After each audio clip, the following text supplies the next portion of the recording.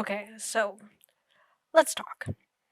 I know I don't really have any followers yet, and I have an art channel, and the thing that I was assuming I would do first for an art channel is an art video. But this happened, and I just kind of want to get some things off my chest. My, unfortunately, FTM chest, because, yeah, to bring that around to making a point, I have a uterus. Unfortunately, that trans mask feeling. And because of that, I feel like it's really, really important to talk about abortion. Not just because I happen to have a uterus, but also because I happen to also have a disorder that makes it so if I ever became pregnant, I and the baby would die. And because of that, growing up, going to Sunday school, and knowing about that disorder, and of course, I'm talking about like Christian education school, so this was freshman year of high school.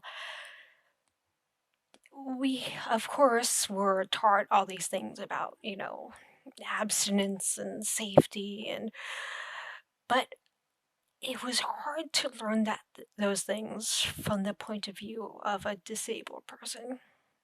Really fucking hard. I think what it boils down to is Catholicism teaches that sex isn't a right, that sex is like a reward for people who happen to be able bodied and rich enough to have children. And anyone who isn't rich enough to afford children, anyone who is disabled like me and can't have children, anyone who is in any state of their life where they don't want to have a child or don't want to take on that responsibility, they don't deserve sex. It's this really weird concept that I haven't heard a lot of people, hit the nail on the head of how Catholicism talks about sex. It's a reward. And the more I've realized that, the more uncomfortable I've gotten with it because my God, that's eugenicist. And frankly, kind of fucking fascist. And it's hard to look at, you know, family friends, church friends of mine, and know what they've been through and understand why they are so pro life, but also know that they feel, and I'm talking about people who are, anti abortion, anti contraception, anti getting your tubes tied, anti gay sex, you know, all these things where you don't have an option. You cannot have sex if you are not actively making a child. And that's just so unhealthy for you. And it hurts knowing that these people who, will look you in the face and help you out and put their coat down for you to walk over a puddle and, hold their door open for you, that they don't think you deserve a basic human instinct. It's very weird. And it's tough to come to that conclusion, especially when it's something that I could not help. You know, and I understand that you can argue about, you're trans. Well, you can argue I chose that. You're gay. Well, you can argue I chose that. But I didn't choose to be dying of a disease. I didn't choose that, yet it still feels like it's my fault and I need to be punished for having this disease that I can't help and not being able to bear children. And the punishment is the lack of sex. And it goes even further how, this is becoming less and less popular. But if we continue down this path, I wouldn't be surprised if it became a matter of law and a matter of government. A lot of Catholicism and Christianity is anti masturbation. So you can't even have pleasure if you don't want to actively have a baby at that moment.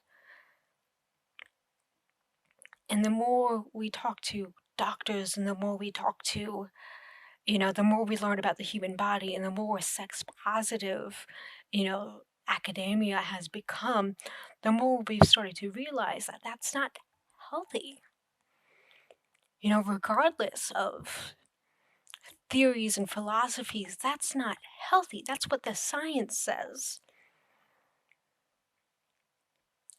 So it's really hard for me to have grown up in this situation with people who I love and people who love me, and to have them vote like this and make choices like this when it's all leading to a path that I don't know if I'm going to be safe anymore in this country. As a disabled trans man, I don't know if I'm going to be safe. And this isn't to grandstand, this isn't to whine. This shit's scary. And Roe v. Wade specifically set a precedent for a whole bunch of laws to be passed. Set a precedent about privacy. And I just don't see any good outcomes coming from this. I really don't. And again, I've never been a fan of abortion. I don't like abortion. I believe it should be the absolute last step of contraception. But a lot of the people who are trying to ban abortion also want to ban contraception. We've already seen places in America where they're moving to ban contraception as well, contraceptives as well. And I just, shit's scary. Anyways, that's my 2 cents on the situation growing up disabled and queer in the Catholic Church, in the Roman Catholic Church. And I don't know what to tell you. I don't know what options there are. Well, I do know what options there are, but I don't think they're very pretty options. Frankly, a lot of the people making the biggest moves are doing shit that's downright scary. And I always believe that change needs to be brought about inside of the system, and that the system works. We just need to work within it to create better change. I am believing that less and less and less and less. And it's scary to have your rock and your foundation shaken like that, but I don't know what else to tell you guys. Alright. Okay. That's it. Hope this video was entertaining. Not really, actually. I don't know. Maybe I swayed someone. Maybe someone listened. I doubt it, but it is what it is. Signing out.